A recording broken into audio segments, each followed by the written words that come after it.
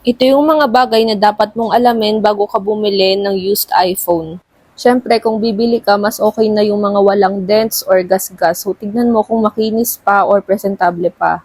Siyempre, pag inopen mo yung phone, kailangan Apple logo yung lalabas dyan.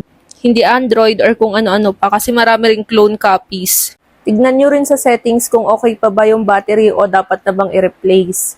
Kapag 85 pataas pa yan, okay na okay pa yan. Sunod, i-check nyo yung True Tone kasi dito natin makikita kung refurbished na ba o hindi pa. Kasi kapag wala na tong True Tone, ibig sabihin napalitan na yung screen nito.